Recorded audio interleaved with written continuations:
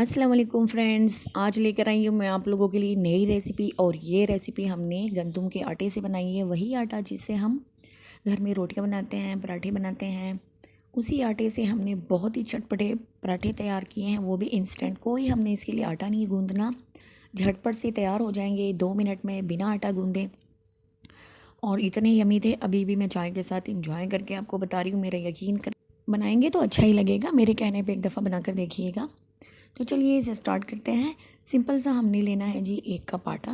आपको जितना ज़्यादा बनाना है आप उतने ज़्यादा आटा ले लें।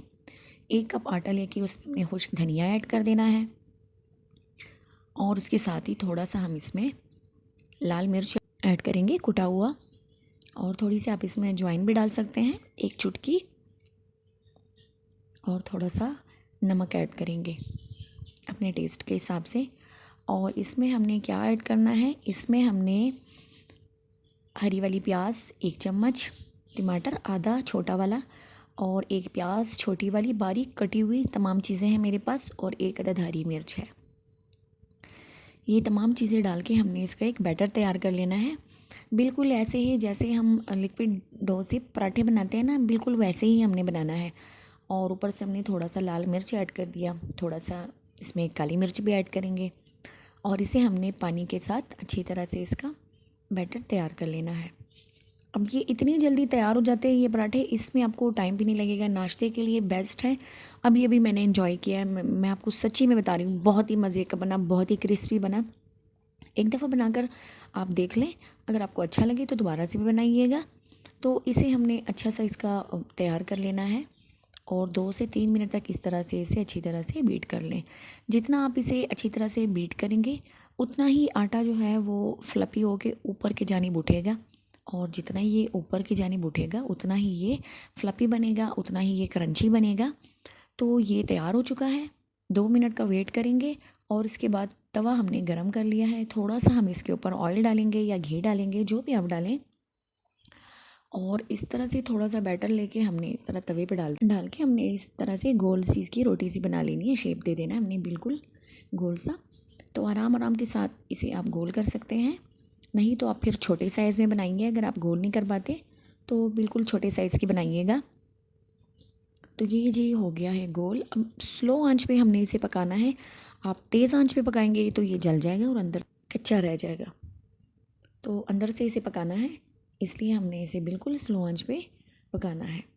और थोड़ी से टाइम के बाद देखिएगा, एक साइड से अच्छी तरह से ये ड्राई हो चुका है। अब इसके ऊपर हमने थोड़ा सा घी लगा देना है, और हाथों की मदद से इस तरह से घुमाएंगे, और चूल्हा हमने इसका स्लो कर देना है। और थोड़ा थोड़ा से ऊपर से दबाएंगे ताकि प्याज वगैरह की नमी भी इसमें अच्छी तरह से ड्राई हो जाए। तो स्पैचुला लेके इस तरह से आहिस्ता आहिस्ता करके दबाते जाइए इस तरह से, या फिर कोई कपड़ा ले लें आप।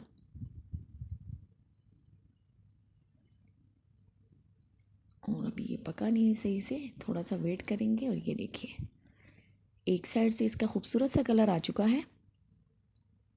अब दूसरे साइड से हमने बिल्कुल इसे अच्छी तरह से ड्राई कर लेना है। आप जितना इसे चूल्हे पर रखेंगे स्लो आंच पे, इतना ही इसने अच्छी तरह से फ्राई हो जाना है, और इतना ही ये क्रिस्पी हो जाएगा। तो ये देखिए, दोबारा से उसी साइड से थोड़ा सा पकाएंगे और दबाते हुए, ताकि अंदर की नमी इसकी बिल्कुल ख़त्म हो जाए।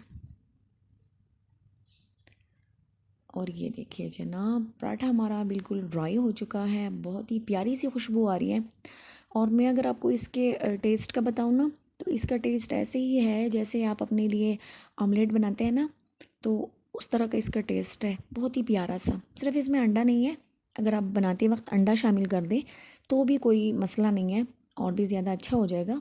मेरे पास अंडा नहीं था इस टाइम पे, वरना मैं ज़रूर इसमें ऐड करती। और ये पराठा हमारा तैयार हो चुका है। तो चलिए अब इसे मैं डिश आउट करती हूँ। और ये देखिए जनाब, बहुत ही ज़बरदस्त हमारा पराठा तैयार हो चुका है। अगर आपको हमारी वीडियो अच्छी लगी है तो लाइक कर दीजिएगा। वीडियो देखने का बहुत शुक्रिया। अपना ढेर सारा ख्याल रखिए। अल्लाह हाफिज़।